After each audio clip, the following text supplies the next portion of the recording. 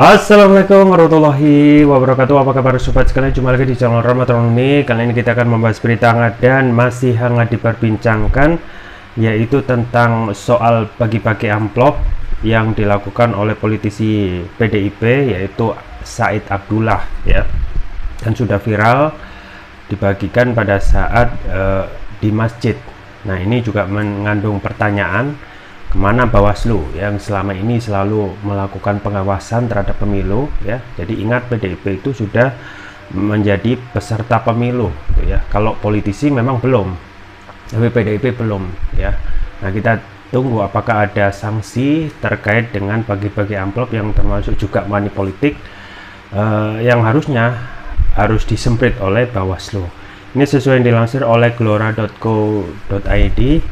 Langsung saja kita baca dan kita ulas. Soal amplop berlogo PDIP di masjid Bawaslu, kalau bagi zakat kan kita tidak boleh melarang. Nah, ini juga alasan yang dipakai, yaitu bagi-bagi zakat mal. Nah, glora.co, Ketua Badan Pengawas Pemilu Bawaslu Rahmat Bagja menegaskan segala apapun yang tersemat lambang partai politik tidak boleh berada di dalam rumah ibadah. Hal itu disampaikan Bagja menanggapi terkait viralnya pembagian amplop berlambang PDIP.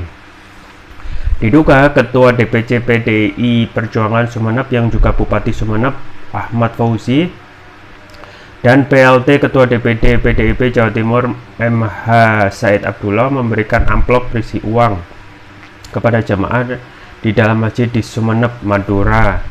Bagja awalnya menyampaikan jika kekinian pihaknya sedang menyelidiki adanya dugaan bagi-bagi amplop berisi uang tersebut. Yang jelas, Bawaslu tetap pada komitmen bahwa tidak boleh ada kegiatan politik praktis di masjid atau tempat ibadah. Tidak diperkenankan itu untuk menjaga kondusivitas menjelang masa kampanye, kata Bagja di Kompleks Parlemen Senayan, Jakarta, Senin.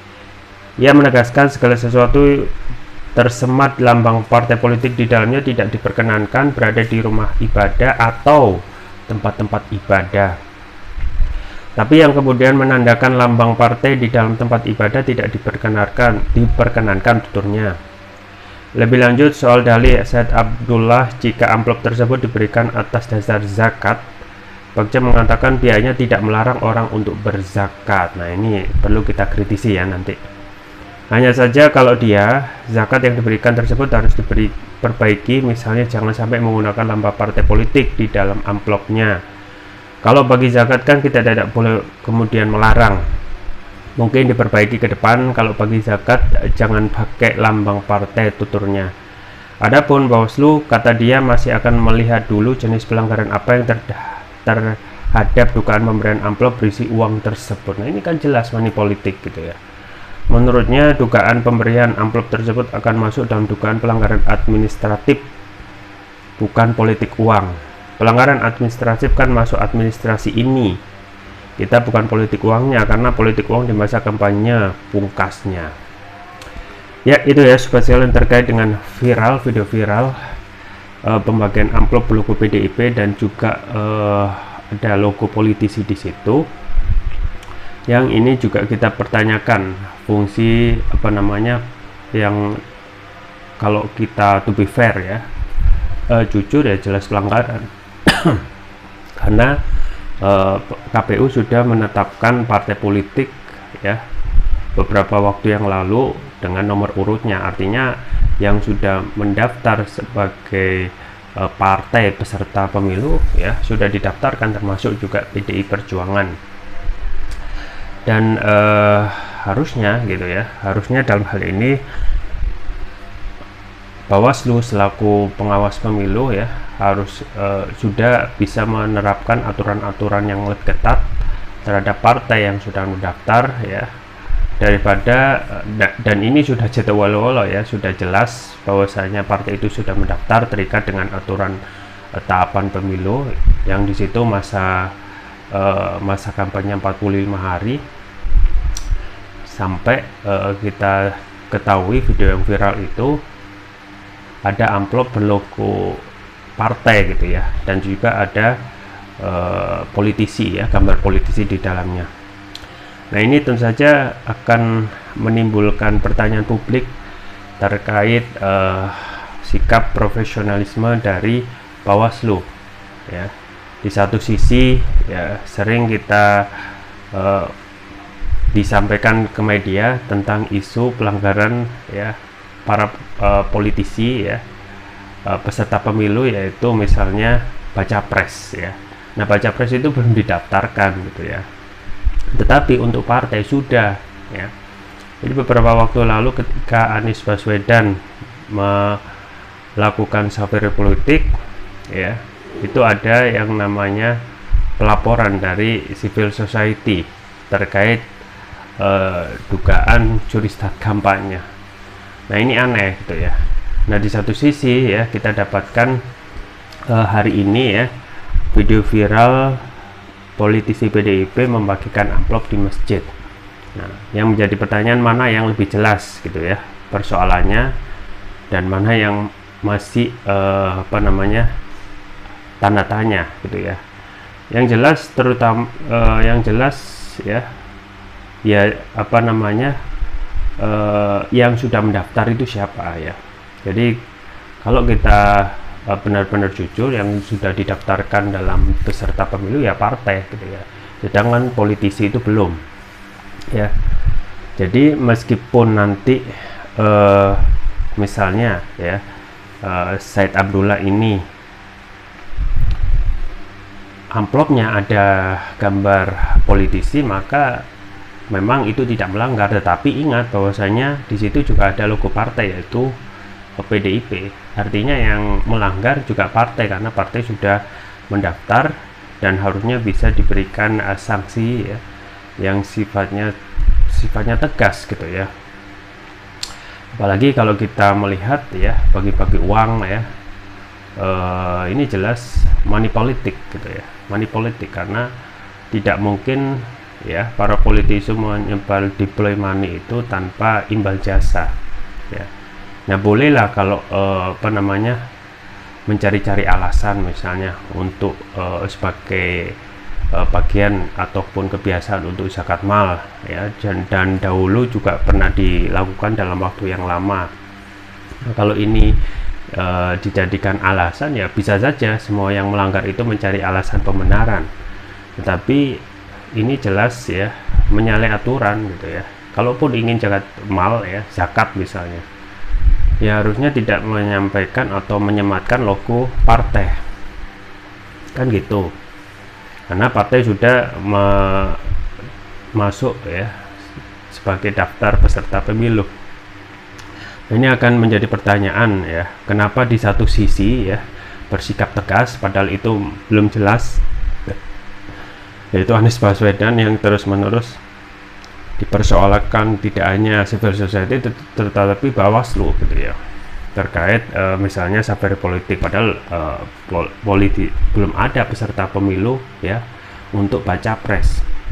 Di satu sisi ada suatu hal yang sudah jelas, yaitu welo-welo, yaitu partai yang sudah didaftarkan sebagai peserta pemilu melakukan yang namanya dalam tanda kutip money politik gitu ya, suka atau tidak suka. Dan ini pasti akan ada argumentasi ataupun bantahan-bantahan ya. Tetapi kalau kita melihat apa yang tampak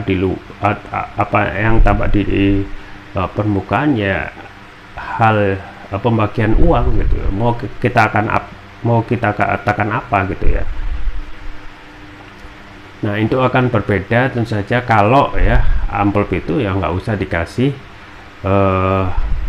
logo partai, termasuk juga para politisi ya, karena setiap politisi yang sudah membagikan uang ya, bahkan juga sembako, harusnya bisa memberikan sanksi tegas. Nah, kalau cuma pengingat saja gitu ya, diingatkan, ditegur tanpa ada sanksi yang sifatnya tegas, maka yang paling jelas kedepannya pasti akan ada pengulangan gitu ya, karena tidak ada sanksi yang sifatnya tegas ya. Sikap yang tegas itu misalnya kalau sudah ada 3 kali peringatan baru didiskualifikasi gitu, kan harusnya gitu. Jadi sifat yang tegas ya, yang keras, supaya orang itu mikir untuk tidak mengulangi lagi ya. Jadi ada perbedaan yang signifikan ya dalam kita itu membuat aturan dan menegakkan aturan ya, berbeda dengan masyarakat di luar gitu ya. Masyarakat di luar ya Eropa itu sudah sangat disiplin sekali, yang harusnya menjadi contoh ya. Jadi misalnya tentang baru-baru ini di sepak bola ada larangan financial fair play ya, dalam sepak bola yang tidak membolehkan klub itu membelanjakan uangnya melebihi dari aturan ya yang sudah ditentukan ya. Nah, ternyata Manchester City itu ya klub di Liga Inggris melanggar itu gitu ya, menyalahi aturan financial fair play dengan mengakali gitu ya jumlah anggaran yang dikeluarkan untuk gaji para pemain termasuk juga pelatih, akhirnya dihukum ya. Dihukumnya juga nggak ecek-ecek ya, ada ancaman yaitu degradasi. Manchester City sebagai klub Liga Inggris itu ancamannya akan dicopot 3 gelar selama skandal financial fair play ya, selama 10 tahun kan kurang lebih mendapat 3 gelar Liga Inggris. Nah, itu kemungkinan akan dicopot 3 itu ya. Ada yang lebih, setelah itu tidak cukup itu ya, ancaman yang lain juga yaitu jadi didegradasi ke klub kasta bawah ya, dan lain sebagainya. Jadi kalau kita melihat perbandingan sangat jauh sekali penegakan hukum di luar dengan di dalam ya. Makanya mereka gitu ya di luar itu lebih maju daripada di dalam negeri kita sendiri. Bayangkan misalnya ya di lapangan sepak bola ketika mengheningkan cipta ya, itu semua para penonton sepak bola yang jumlahnya puluhan ribu itu semuanya senyap diam ya, saking disiplinnya.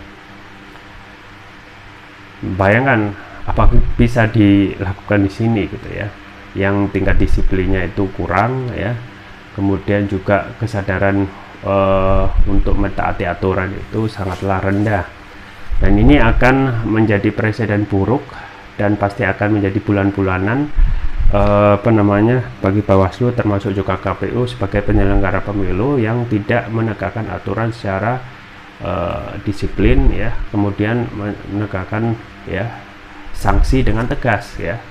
Jadi manusia itu ya fitrahnya kalau tidak diberi sanksi tegas keras ya, pastilah ya secara manusiawi ataupun fitrah itu pasti akan mengulangi lagi ya. Apalagi yang kalau disampaikan di sini, statement yang disampaikan oleh Ketua Bawaslu yaitu Farid Bagja ya, Rahmat Bagja, bahwasanya yang dilakukan cuma mengingatkan ya. Misalnya kalau akan melakukan kedepannya bagi-bagi amplop ya, janganlah berdasar jangan menggunakan lambang partai politik di dalam amplopnya ya. Kemudian kalau bagi zakat mal tidak boleh kemudian melarang. Nah, ini juga menjadi pertanyaan ya, bagaimana jika kedepannya ya orang-orang yang melakukan pelanggaran terhadap pemilu nanti melakukan ataupun menyampaikan alasan yang sama gitu, alasan yang pembenaran ya. Nah, ini terkesan memang Bawaslu ya terkesan pilih kasih dan diskriminasi terhadap terhadap pelakuan pelanggaran pemilu yang sudah jatuh welo-welo gitu ya. Di satu sisi ya kita tahu Anies Baswedan yang secara nyatanya belum terdaftar sebagai peserta pemilu dari baca pres itu sudah sedemikian rupa diserang ya oleh social community ya, civil society dengan pelaporan gitu ya, pelaporan adanya dugaan curi start kampanye. Dan anehnya lagi ini juga di-entertain gitu ya, bahkan ada statement terkesan mengiyakan ya Bawaslu itu kalau ada curi start kampanye ya. Ini aneh Karena kita ketahui ya bahwa Anies Baswedan itu belum terdaftar sebagai baca pres ya. Artinya seseorang itu kalau belum terdaftar ya belum ya, Bawaslu belum mempunyai yurisdiksi gitu ya untuk melakukan yang namanya penegakan hukum terhadap tahapan kampanye. Nah, semoga kedepannya ya untuk